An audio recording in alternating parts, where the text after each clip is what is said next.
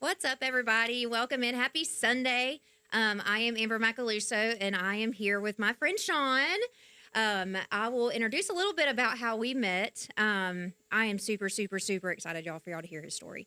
We both met in accountability court with Troup County. Didn't know each other from Adam's House Cat. And then I came into one of our group sessions one day, and when he started speaking, it was just like God pulled my heart, and everything he said, it's like he knew my story. It's like he knew what was in my head, what I was struggling with. So, Sean has been a huge influence to me, and I cannot wait for y'all to hear his story. So, let me just introduce him and let him go with it, and then we're just going to kind of conversate back and forth on how he's doing now. He's been graduated for 3 or 4 months now, something like that. So, how are you doing? Hey, thank you, Amber. Hey, I'm doing great, and everything is really going very well. Just happy to be here. Happy with life, Like I said, we met in accountability court. Yes. Things just were not so great when I got in accountability Right. So, court. what made you, or not what made you, what happened to bring you to accountability court? I guess we can go there so people know a little background of your story. Sure. What brought you there? Sure, I was brought to accountability court on a very bad traffic violation, DUI, and probably was in a mismanagement position in life at that time, and it had to bring me to my senses, Yeah. and without the accountability court, I wouldn't be where I'm at today, Right. because I had to calculate a lot of things in life, what brings us not only to court, but what is the backside that we were doing to get us to that mark? Yes. Yes. And sure, that was drinking. Yeah. And that was something that was not manageable. Right. Did you start socially drinking? How did that work for you? Was it like an original, just like we're hanging out? Like when did you start to? Oh my God. Yeah. I started drinking probably, oh my God, in school. In school, Hanging out, introduced to other older people, introduced me. Parties at a young age, just running rapid, wild. Military, it even got worse. Games, parties, social. We try to say it's socializing, but then we start covering up. Then it goes into our lives, it get into our marriages. It gets more than social. right. And then sometimes it gets to a point when you get upset. When you're on the job, we use alcohol in so many ways, and then no matter where we at, I don't care the nicest person, the president, the pastor, whoever, there's a point where alcohol will register in your life. And yes, it will become not manageable. Yeah. A problem. It becomes a problem. Absolutely. So you've got, when was your DUI that put you into accountability court? That was about 2 years ago. 2 years ago. Actually, it'll be 2 years in April. What? Yes. That's amazing. So you've been sober for 2 years. Yes. Yeah. Oh, I can't wait. Yes, I'm a year and 2 months sober, and I just couldn't even believe that I even got to a year. So for you already being like, it gets me so excited. I get so excited to hear that. So bringing you into accountability court, what do you think was the hardest part during that? Like in the beginning, like what is your story and your experience through accountability court?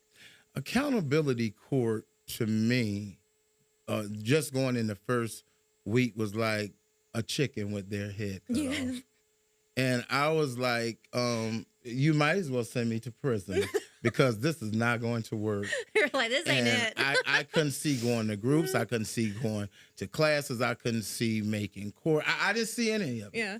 But when I really focused, started realizing, what these treatments were really helping me and how I had to get with the program and realize that, yes, I still have freedom. Yeah. Yes, I can do this. I will do this. I will make this attempt. I still love my family. I still have people around me. I still have support. Even though on some days I felt like I can't do this. But you know what? I did. Right. And it was the best thing for me. And not only that, it was better even for my health. Yeah.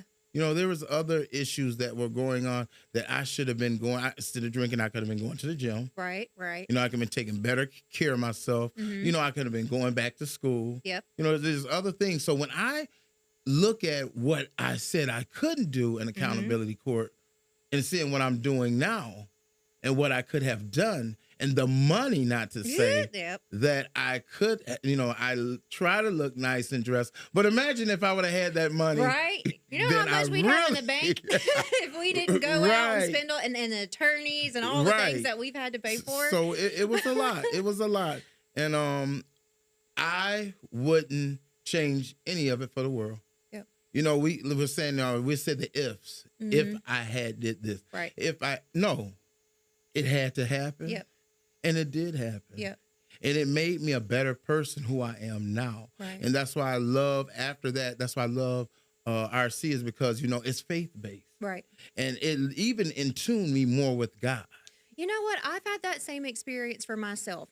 Like, I was doing AA meetings online at first because I was too afraid to go in person. And it was before I went to court for my DUI. So I was like 6 months in, and I'm like, oh, these meetings are amazing. This is so great. But then when I had to do it in person, it was like a new fire was lit. It was like I would have never had to do this, or I would never be here and met the people had it not been for that DUI. So I don't regret it. And I just rabbit trailed and forgot what my point was, which I do every single time that we do this. But but it's okay because like you said, you went out. Yes. Once you get out in AA, guess what? The spiritual part of it. That's what it was. It was the spiritual part. People begin to hear you. It's like when you came and you felt me. Yes. As the young people say, our vibe was right there. The vibe was vibing. The vibe was there. Then the spirituality comes. I had to say, knock my pride. At the end of the day, we're all dirt. That's right. We have to get it together while we're on this earth. And the only way we're going to get it together is by helping each other. Right. Removing selfishness, removing our pride, letting somebody know, yes, this can happen. You can be an overcomer. Right. You don't have to get off of work every day and be at 5 o'clock with a drink in your hand. Right. You can be with your children. You can do better. You can walk with others. You can walk by faith and not by sight. That's right. Things do begin to happen. Right. And so I'm just glad. Yeah, I think that's where I forgot my point was. I think I have more of a spiritual relationship now with God being in this program than I did before, and I'm a preacher's kid. I grew up knowing who God was. I grew up having Jesus in my life. It wasn't an option, honestly. So being able to, it's almost like I know we pay for it. We pay for the DUI court, and it ain't cheap. But it was an opportunity. I get to do this now.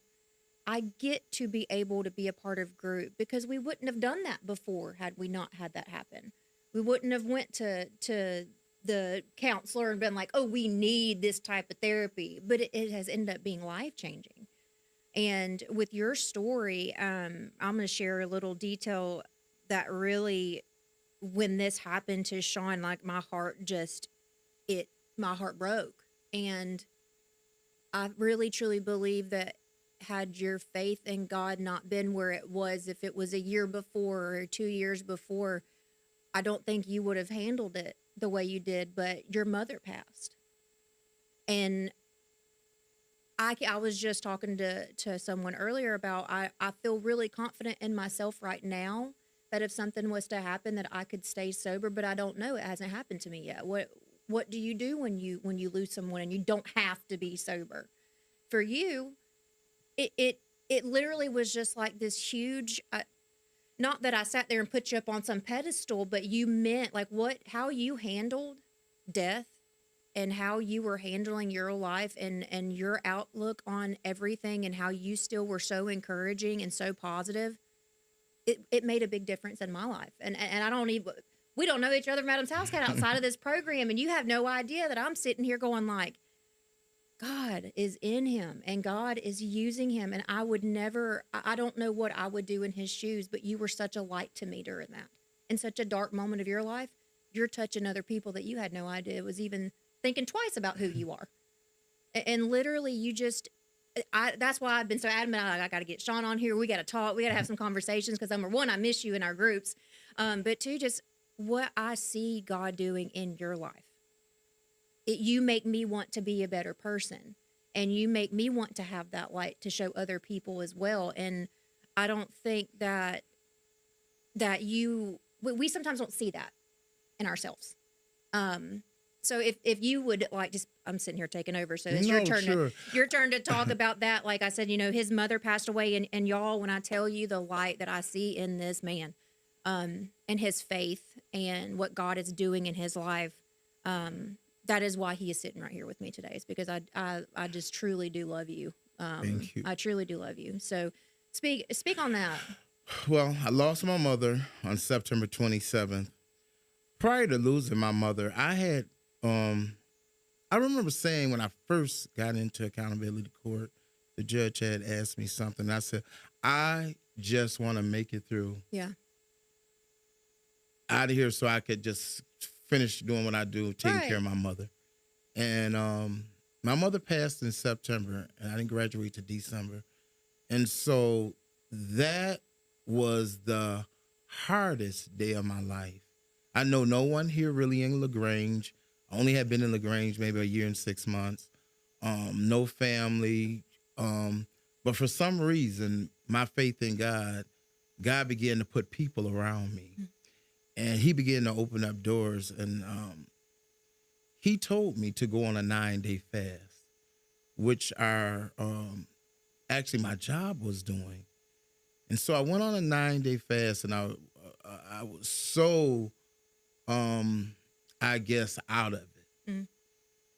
But for some reason, the Spirit just would not let me grieve, because I know my mom's in a better place. Right.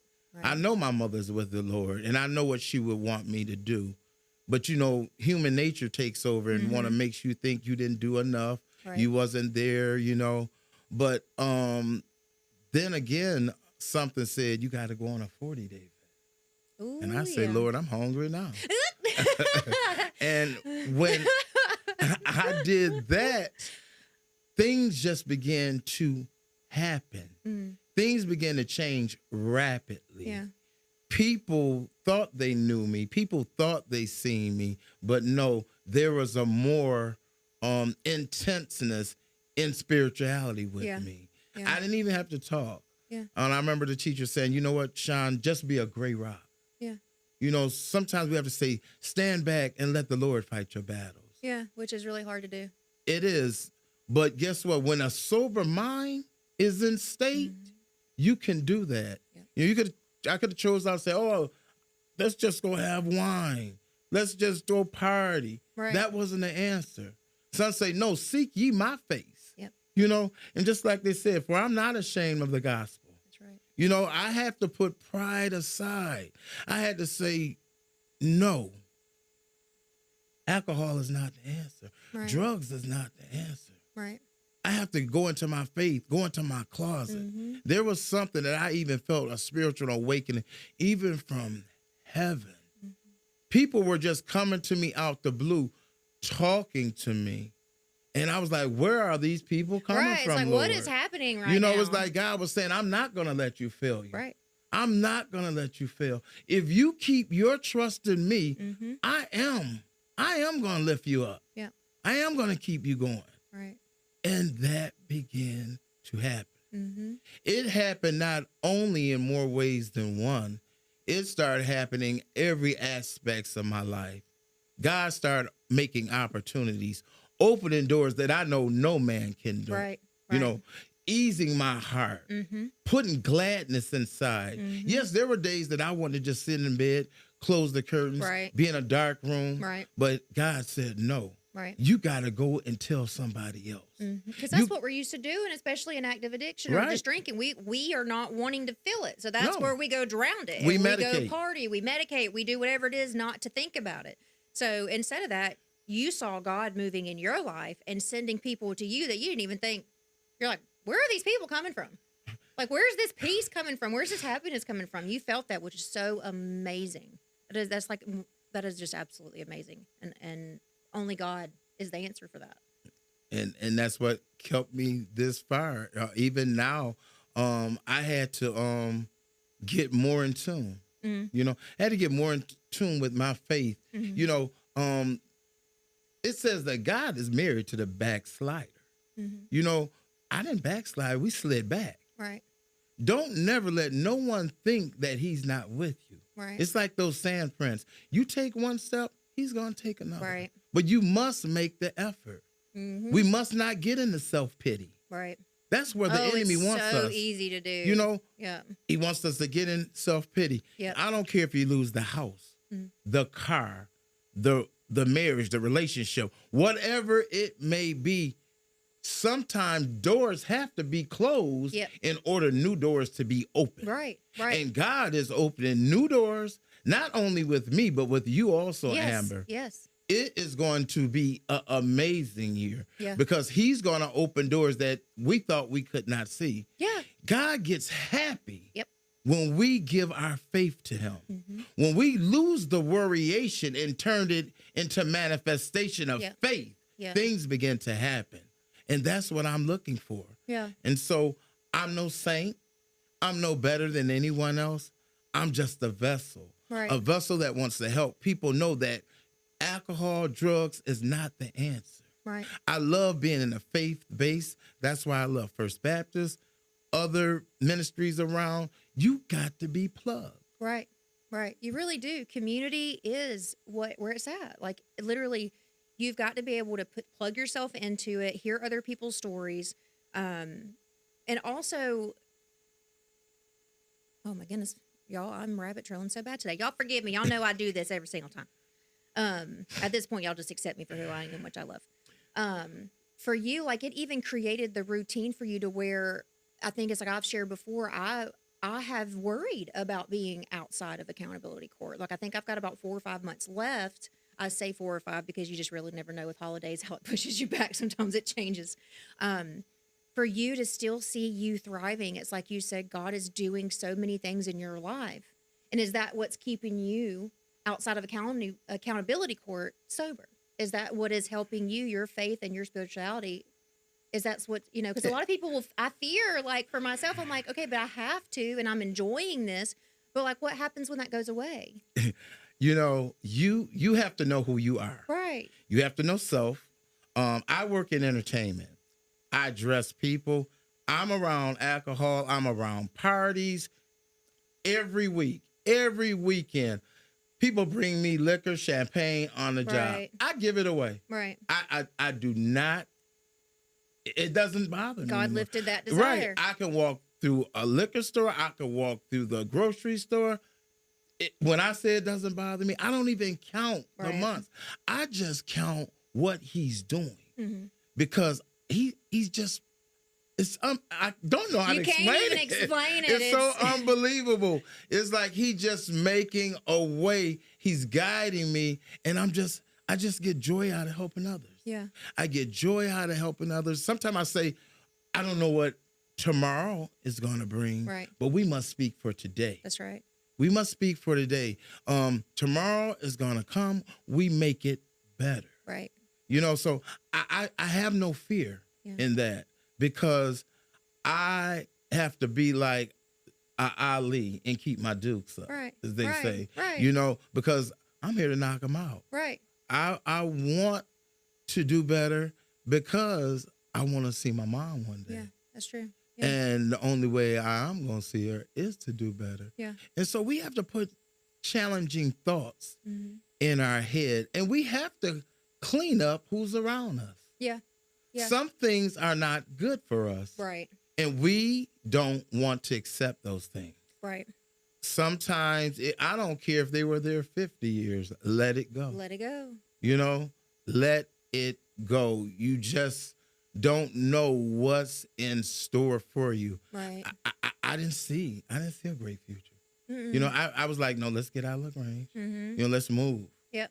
No, something said, this is where you're supposed to be. This is exactly where you're supposed to be. This is where I'm at. This is where I'm standing. And this is who I want to help. Right. We're becoming a great community here. Yes. And opportunities are opening. opportunities are opening for you. Yes. Businesses. I'm just elated and excited to see what God's gonna do. Yeah, it's crazy. It's hard to wrap our heads around, just the change and how I would say, like, for myself, I hated looking in the mirror before I was sober. I didn't like who I saw. Mental health was in the trash. And so, like, is that experience now for you? Were you the same? Who you see now in that reflection, does that give you some sort of just like, wow, when you look back and see what God's done in you and he's doing through you, it's like you're looking at someone that's not even recognizable from 2 years ago. Yes, and it's not only the look, it's the inside. Yeah. I'm a person that grew up in beauty. My mother was a beautician. Came from a wonderful groom family. Believe in dressing. I do that for a living. Right. So my consciousness as far as appearance is number one. Right. But you know what? You can be the most beautiful person, but you're so ugly in the inside. Yep. God have to clean you up inside and out. Right. I believe in perfecting skin. That smile, teeth, white. I mean, I'm for everything. But at the same token, I was not feeling like I wanted to be. I was in worryation because of other things. I had a brother who was awfully sick in the hospital for almost bedridden 3 years. Wow. That was on top of me.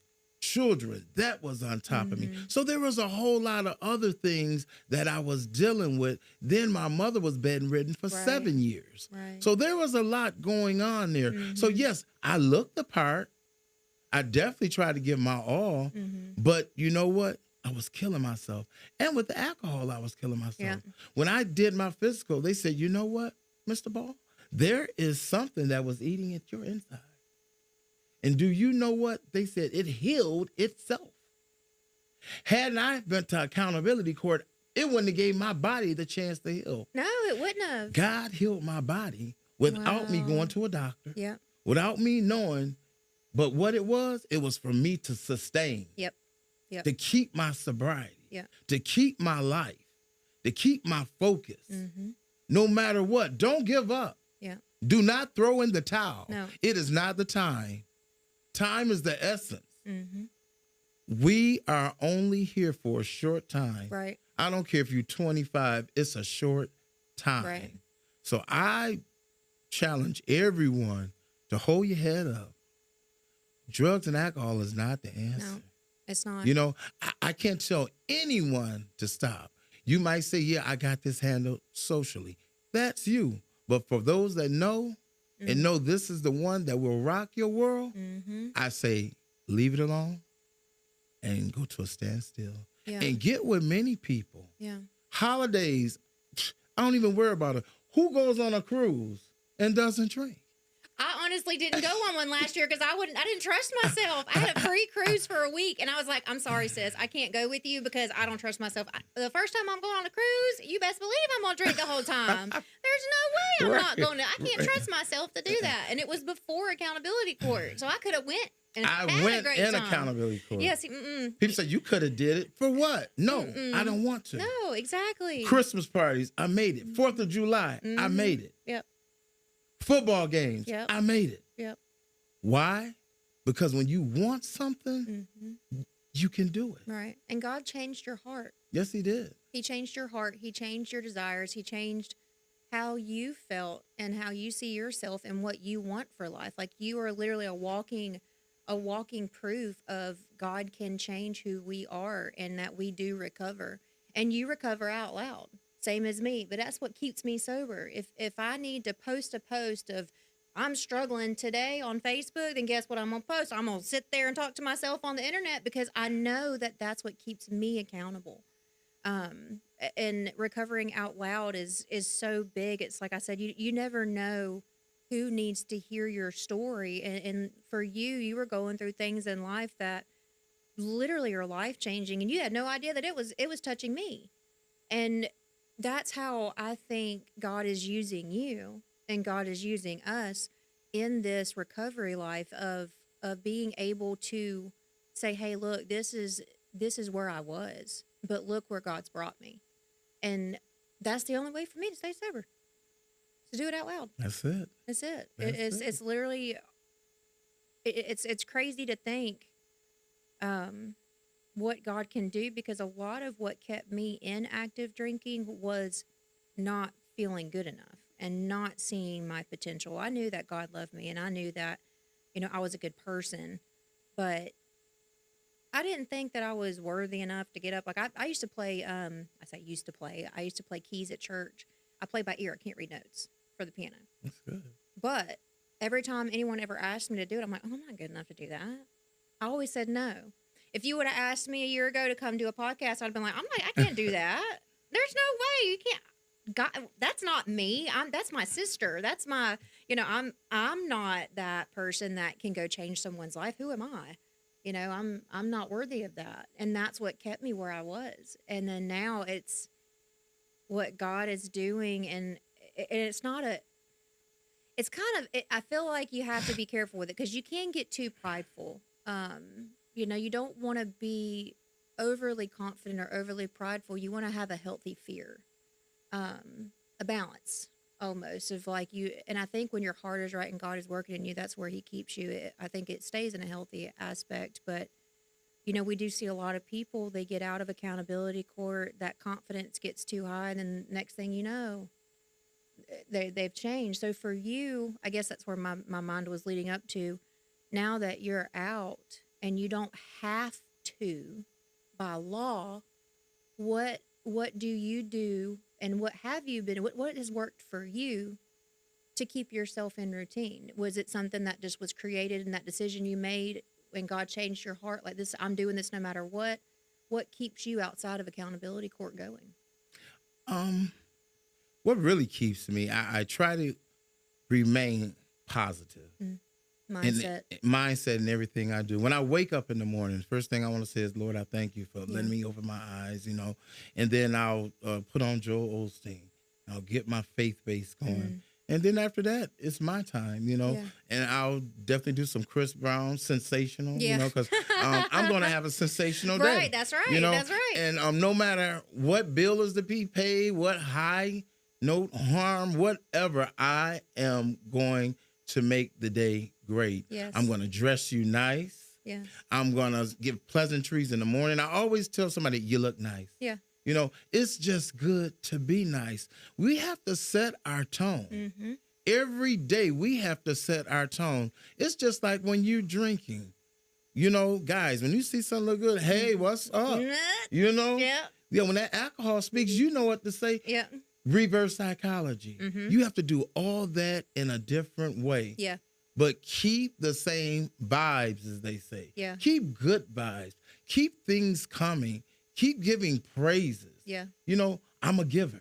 Yeah. I'm just a giver by nature. I love to give to people. When people say organizations, sometimes I say that's why God won't give me anything, because I'll give it all away. Because you give it away, you wouldn't have a thing. Right. So I just like to stay on tune. I read a lot of your stuff on Facebook. That keeps me positive energy. I have a lot of friends that call me and give me messages and keeps me positive. I had a friend just yesterday, and he says, you know what, Sean, you're the reason why I'm going back to the Lord. Mm-hmm. And I was saying, oh, God is the reason. Yeah. He said, well, you is his vessel. Yeah.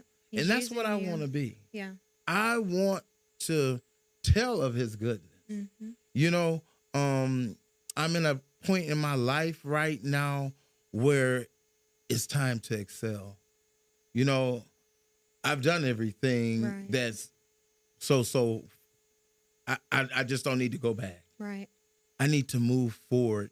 And moving forward is helping and sharing what I'm doing now with others. Yeah. So you won't have to go through what we have went through. Right, exactly. It's like it's a whole new thing, what God's doing. And I never saw myself at 35 years old starting over or just now beginning life, but that's what I feel like God's doing in my life. I'm just now starting life. I've lived all these years and done all these things, but I never really lived life. I was living in struggles and addiction and running from things, and running from myself, running from God mostly, I get to start life today. And like you said, life is too short. I mean, it really is too short. So like what God is doing, we didn't see ourselves sitting here talking on a podcast or being in recovery or that you couldn't have told me that was going to happen. I'm sorry. You could not have told me that. So what God's doing is so amazing. And I want to applaud you. Like I said, I have looked up to you from day one of being in group, and your story is just so amazing. And I am so excited just to continue watching you thrive and what God's doing in your life. And, you're awesome, and I truly do appreciate you and coming and sharing your story. You so like I said, Amber. we're gonna have to have you back because there's so much that we can pick apart. Yes. And that we can open. Right. You know, there's so much when it comes to just being in recovery, whether it's from a substance, whether it's from mental health, whether it's from any type of you can be addicted to anything. Anything. You know, so there's so many different directions that we could go. But like I said, for you and where you are in life, I severely applaud you. I think it's amazing, and what God's doing is so awesome. I appreciate it. Is there anything that you would like to give? Any little nugget that you can throw out there for other people that are struggling, or that you just feel God's putting on your heart? And I'll let you take it from there.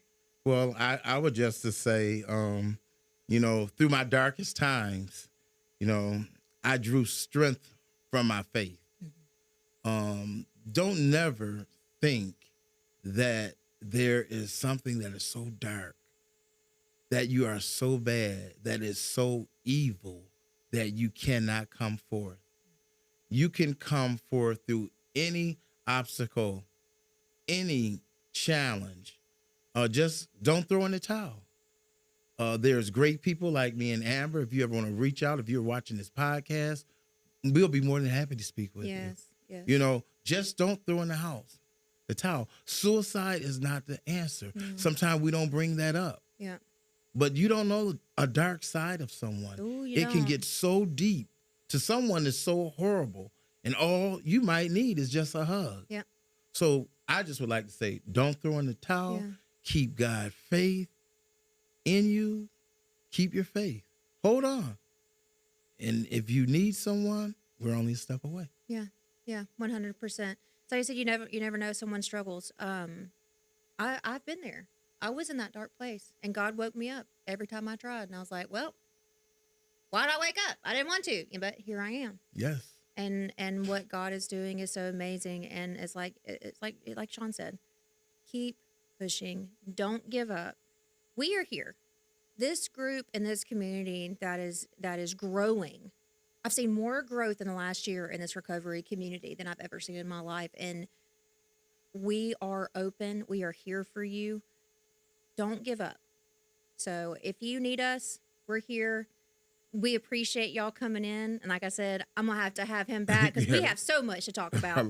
We appreciate you guys. We love you very much. And we look forward to seeing you next time. Thank you.